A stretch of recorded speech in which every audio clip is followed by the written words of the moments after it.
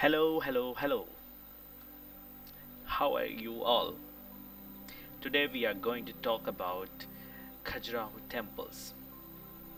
As all of you aware that the Khajuraho is famous for its large temples built in Nagara style during Chandela period. These temples are divided into three groups. The largest ones and the most splendorous one are in western group, while smaller and older ones are in eastern group. Some two temples are in the southern group. Among them is a temple called Dulha Dev temple, which is in the southern group of temples. However, it is near to the eastern group of temples, some 800 meters away from the Jaina group of temples. Straight in the path towards Khudar river from Ghantai Jain temple, it is some 1 kilometer away. This temple is beside the Khudar river, is standing alone. However, during the visit of Sir Alexander Cunningham in the first quarter of 19th century, he pointed out there used to be a ruin of a large temple in the north direction near to Dulha Dev temple. He called it as Nilkant Mahadev. But as of now, there is no trace of this old temple is seen. You can see only one temple in entire premises. This temple has some unique features which is not to be found in any other temples in the group. Hence, the art historians and archaeologists, based on its unique features, has classified this temple in the last phase of Chandela art. So, Chandela dynasty who ruled this region from 8th century to 12th century, this temple belongs to somewhere around 1150 AD. The temple has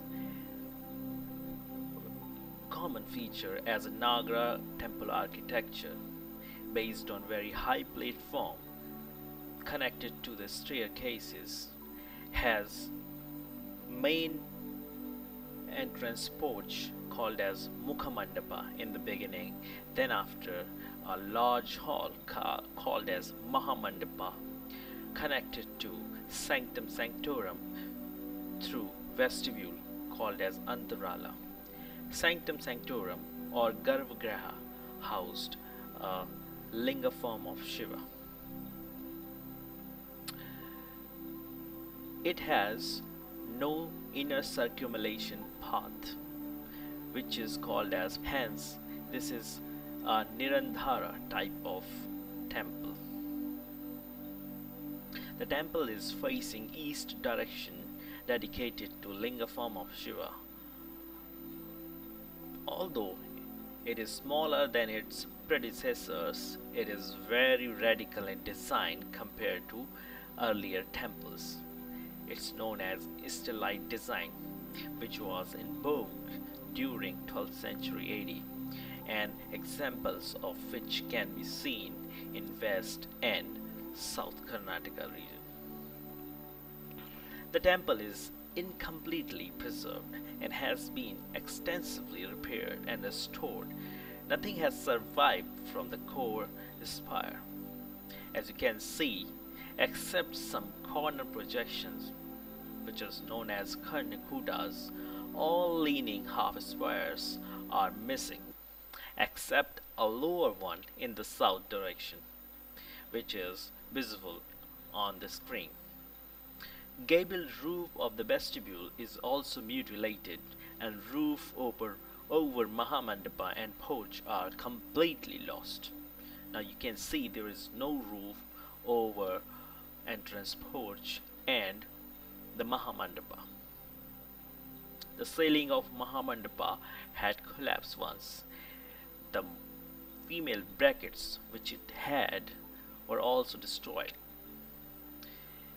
Now, on the outer wall, the outer facade of the temple, which is known as Janga, you can see 3 rows of sculptures on the southwest direction of the Mahamandapa are intact.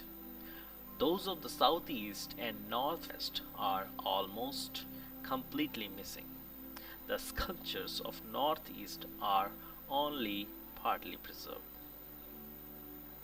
The shikhara, as you can see, is smaller compared to other temples. Has 3 rows of minor shikharas or bhadra offset, suggesting original plan in Shakri Nagara style, which represents Mount Kailash.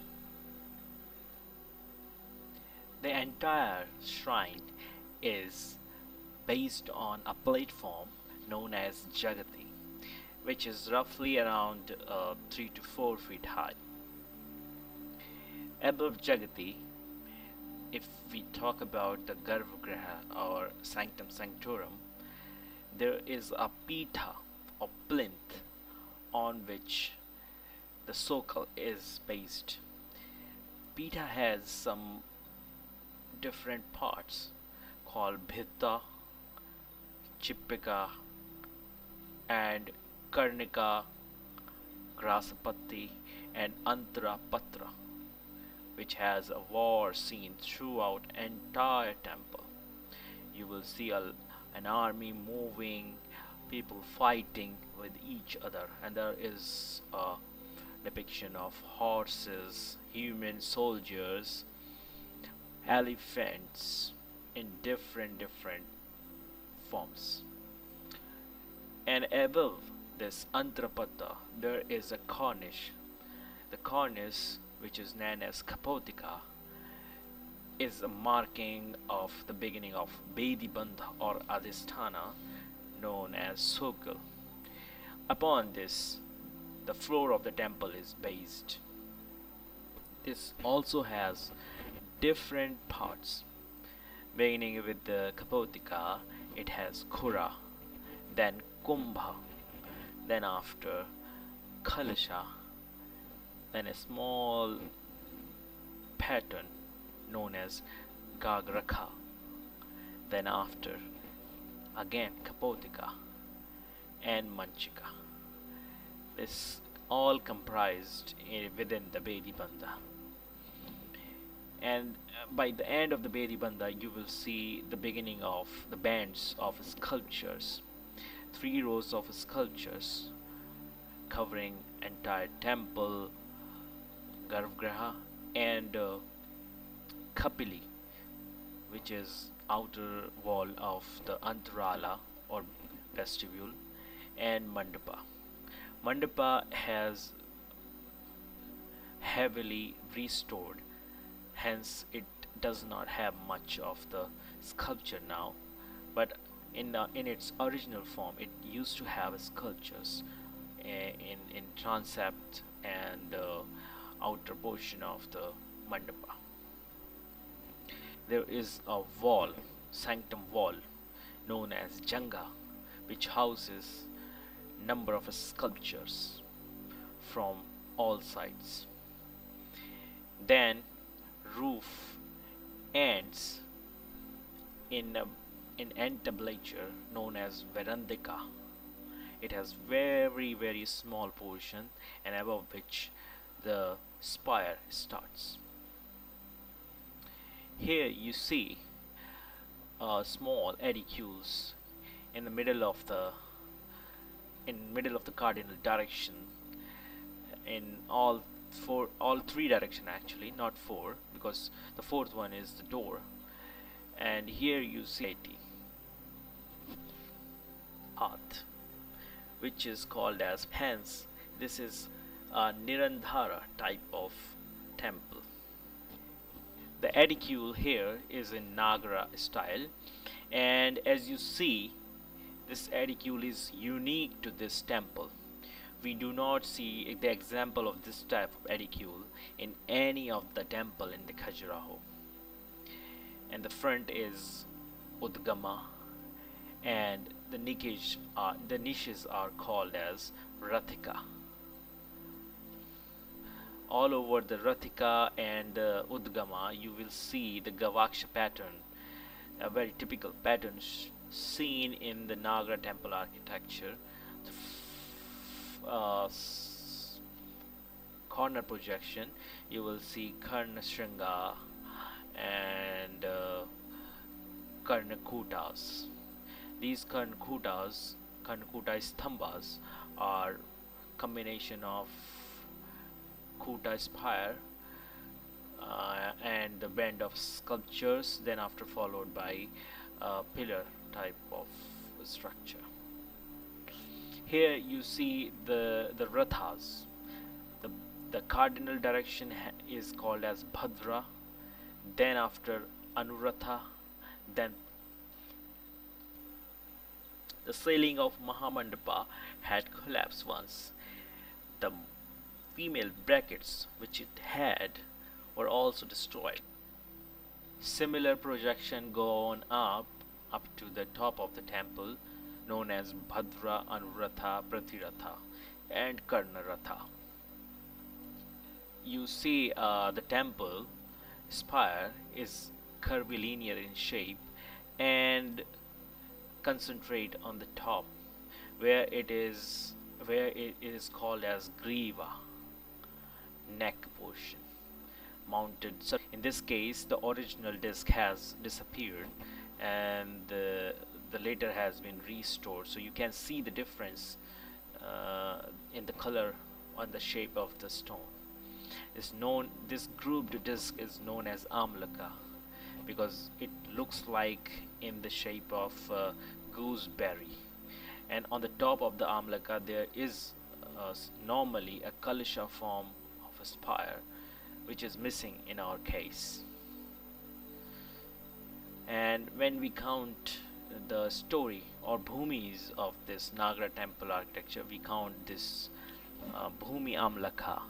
So here we counted it and it is number 11, so we call it 11 bhumi Nagara temple. Suknasika or Chandrashala is not completely destroyed, it's partially destroyed. Outer portion of the mandapa is a parapet known as Kakshasana, which inside has a high platform usually used for sitting purpose. That's why it is called as Kakshasana. One of the unique feature of this temple is Salilantara, which is only found to this extent in this temple only. The temple has deep recess full of erotic figures, and this is ascribed to the weird design of this temple is known as Stelite design, which was of quite late origin. 3 rows of sculptures on Garbhagriha outer facade, divided by 2 series of moldings. As you can see in this picture, the lower series consists of a plain pattika surmounted by a thin projecting hood, and the upper comprises a band of stencilized scroll surmounted by a projecting pattika carved by a rosette. As you can see this image here very clearly. The lower rows are decorated as usual with the figure of divinities, Dikpalas and nymphs, while Vyalas or the mythical lion are carved on the recess of the lowest row. Divine and human couples, including erotic ones, occur in those of the middle row, The recesses of the top row contain flying angels known as Vidyadharas or Gandharvas couples in Byrant mode, depicted as dancing, performing acrobatic feats, carrying garlands, brandishing weapons, or playing on musical instruments. The top row is smaller than lower two row, which are equal in size, approximately 2 feet. However, compared to the large temples like Khandarya Mahadev and Lakshmana, these edifices are even smaller. Each cardinal projection shows three niches. The two low ones are larger, harboring images of deities, while the top one is an oblong model of a balcony window, which is preserved only in the south side and depicts two teachers engaged in discussion, followed by a clean shaven disciple carrying a book. The top row of figures is capped by the eave cornice, comprising a pair of pattikas and a pair of kapota moldings with intervening recess. It is above the top recess that the roof starts. Here you can also see the Nagara Temple Architecture known as Udgama. While this Bhadra position is very narrow, it is due to stellite plan. The first band of image shows Vidyadharas or Gandharva flying with different instruments in different positions. All of them are shown as a flying. Some are carrying goblet, others carrying mridanga, bell, and bass, musical instruments like the string instruments, couple with lotus stem. Some are carrying dagger and sword, brandishing into the air.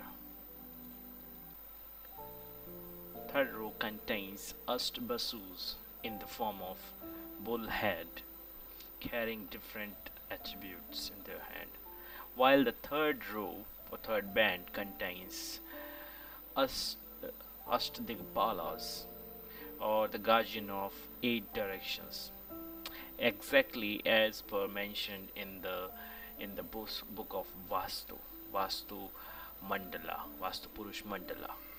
Here you can see Vayu in northwest direction, Varuna, the god of water, in the west direction, and Niruti, Prithvi, the god of death, in southwest direction, while Yama in south direction.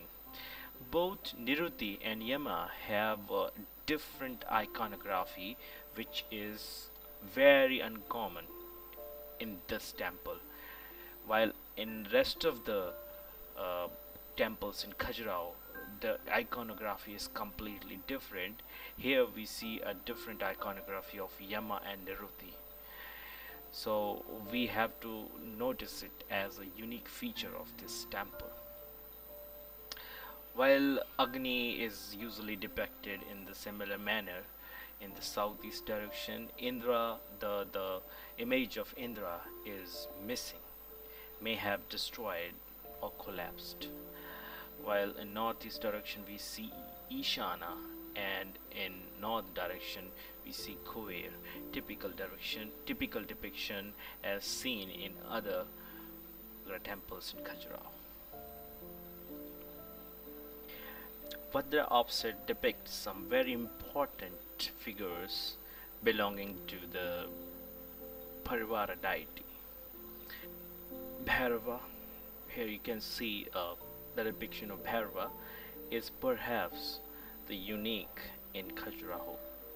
Shiva in yogi posture, and very common Gajantika Andikasura Vada depiction. The cow face Astavashu, which is very common in the second register, is are in 8 different forms. We have already talked about Yama, as a god of direction. He is usually shown with the skull cup in his hand, drinking blood, I guess, and in his right hand he is carrying Demiru. And you see the hairstyle is quite different. A fan shaped design is quite unique to this temple. The figure of Shiva Parvati couple has repeated at several places. The western wall facade has also some important features like Shiva in Trivanga pose. One more figure which is not identified yet but has a very beautifully carved position. Perhaps Shiva. Varuna is standing in Astadikpala position, and Surya in sitting posture at second row is one of the important feature. Below it is Nataraja, Shiva in dancing pose, which is almost in ruin. The northern side of the Janga has some more deities to represent.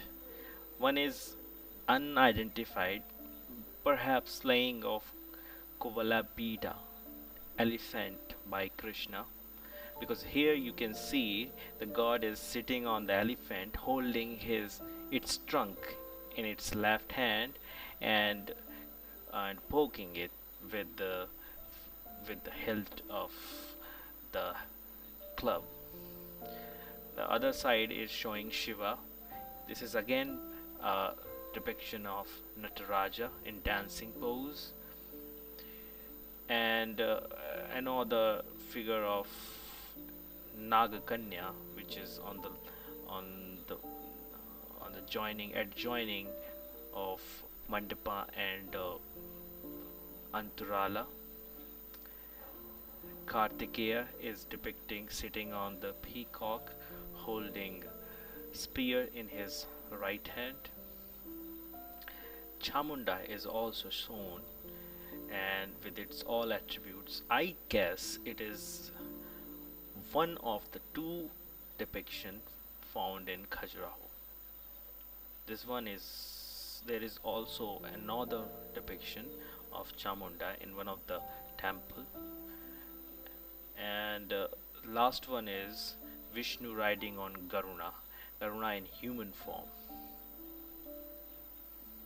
The temple parapet has a unique depiction of Kamdev and Rati showing in Ratika standing together. One of the prominent feature of this temple also are the temple known as Sura Sundari or Naikas or Apsaras in different poses and gestures. Sometimes they are standing in different gestures, or sometimes they are doing something, and sometimes they are carrying something. In our case, in this temple, I have spotted some of them doing some different things, and I have presented here for your reference. Here you see a female figure carrying a water pot. Other Sundari is undressed. Some are getting undressed. Some are removing their ornament. Or some are perhaps masturbating.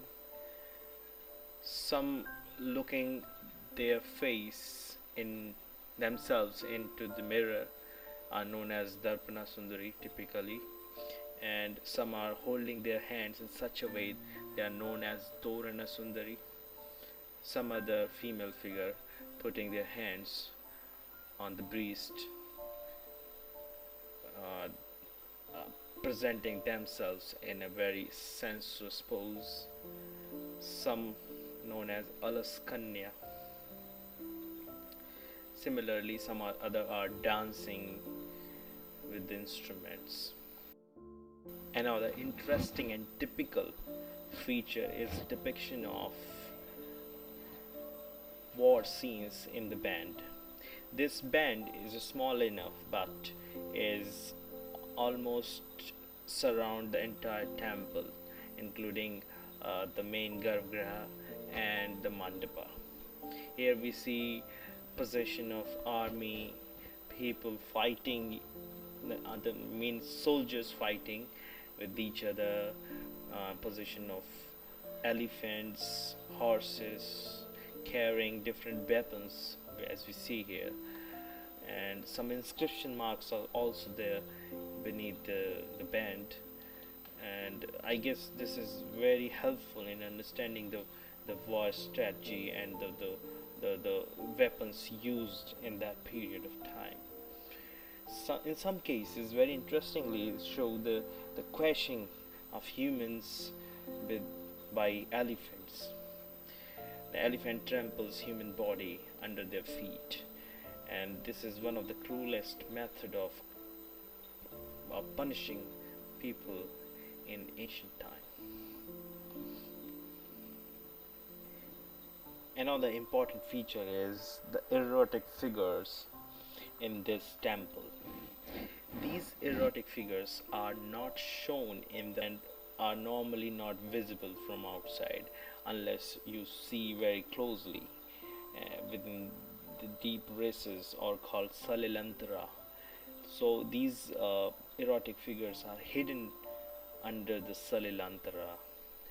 Well, I noticed one important thing here is depiction of Jaina monks with the women's, and in some cases they are copulating with the women in very erotic pose. How I uh, ascertain that this guy standing here is a Jaina monk is the attributes shown here.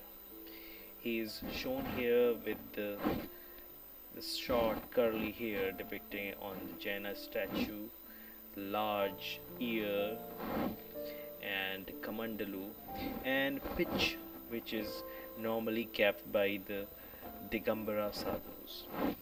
So here in all three poses you can see that pitcha is carried by the Jaina sadhu, and some other depictions are very typical of the Khajuraho erotic sculptures. Now come to the interior part of the temple. Here the entrance porch is very high rise, connected with the stair, and when we enter inside we see a pair of pillars and pilasters. The Mahamandapa is fairly large, I guess largest one among all the temples. Is octagonal chamber supported on pilaster which rest on the basis of molding. You can see the usual molding here, and above it you can see the pot and the foliage design, and above it you can see stenciled scroll.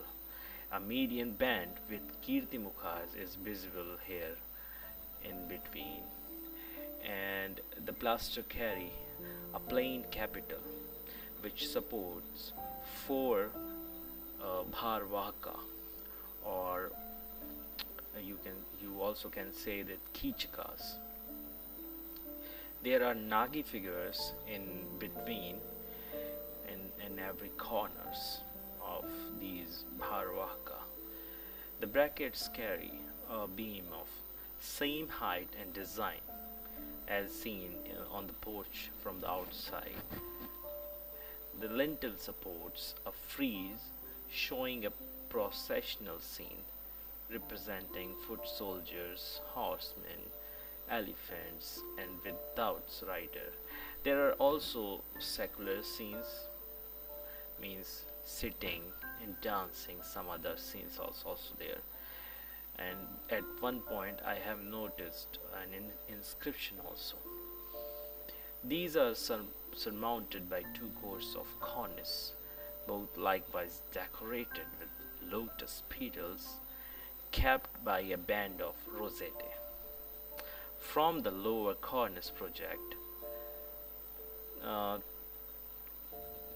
these 20 lion heads with the socket is also visible. These lion heads with 4 paws are irregular, clustered in the group of 2 or 3 around the cornice. The sockets were originally meant for holding the female struts, but over the period of time, these female struts have collapsed and no more shown in the Mahamandapa ceiling. Ceiling is based on Padma Bandhana type of, which is one of the basic ornamentation of the ceiling in Nagara style. Uh, they were originally decorated with the lotuses in relief. Now come to the vestibule.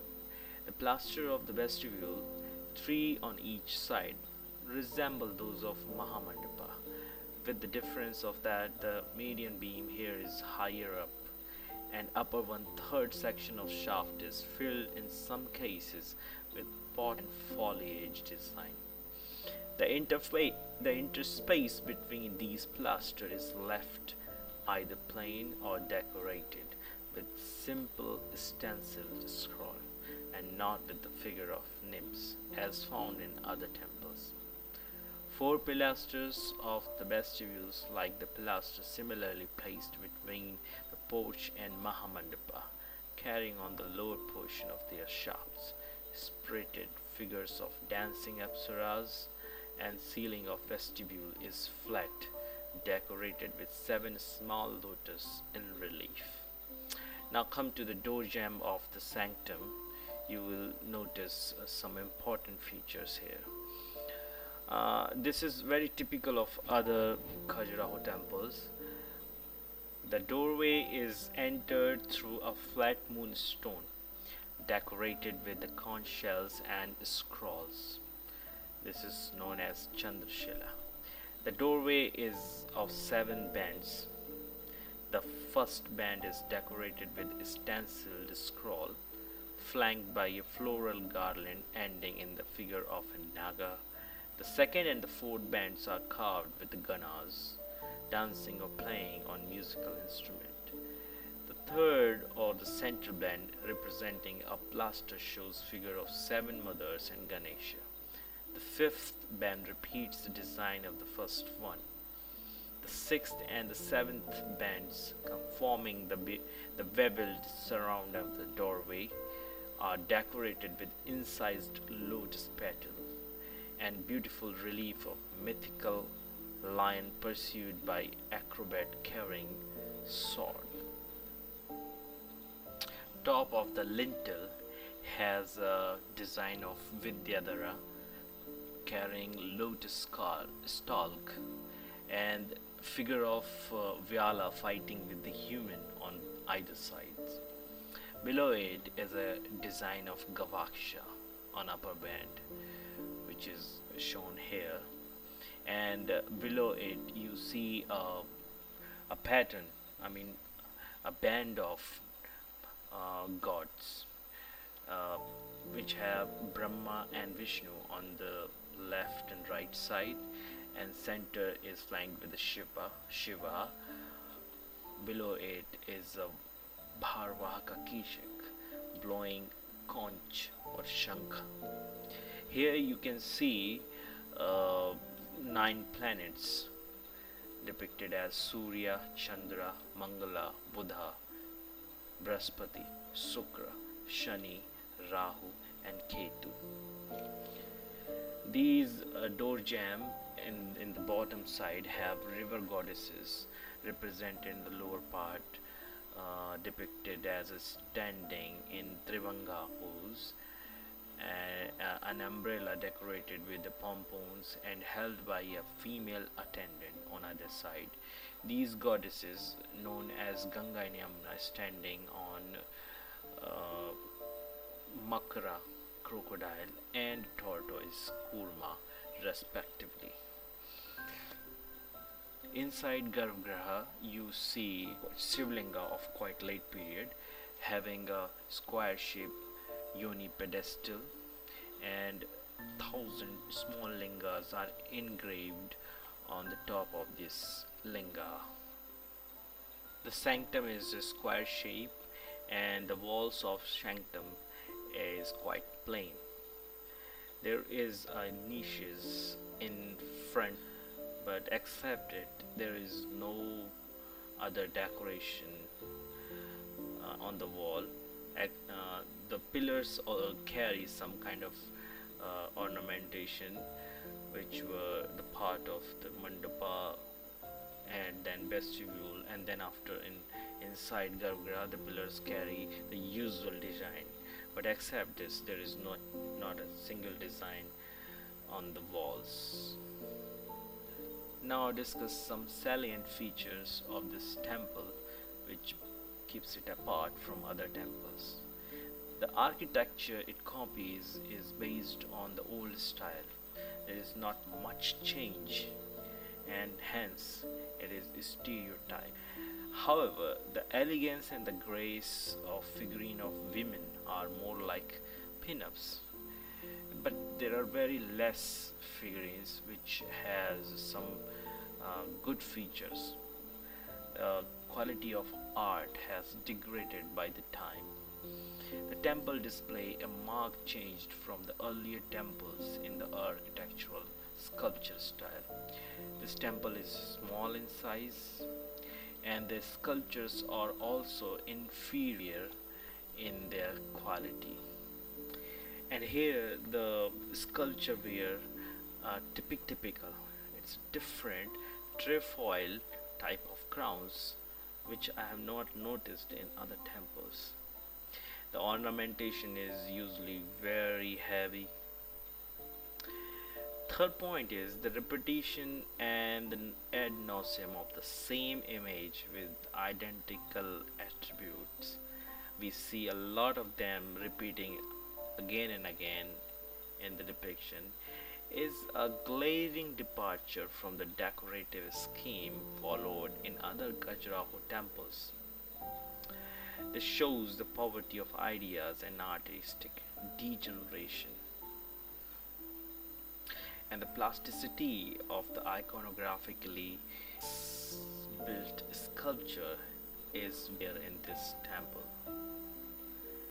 The canopy of sculptures of mango trees and fruits which are symbol of fertility, and the figurines set with the trees project out and have well finished front face are showing double chin and sharply arched eyebrows. This is also a unique feature of Chandela art. The Astbasus, the bull-headed figures, are invariably depicted here with a crocodile mount in place of usual bull. This is a different design compared to others. While the Dikpalas Yama and Nriti wear their raised curls in a stylized fan shape, which is not seen in any other facade of the other temples. The lowest spire on Bhadra offset shows a tall roof model known as Udgama, comprising 7 step tiers, which I have already talked about, is showing usual crowning members. This roof model is nowhere seen in any other temple in the Khajuraho. With this ending remark, I conclude my analysis on Dulha Dev temple. We will meet again on some interesting topic. Thank you very much. Have a nice time.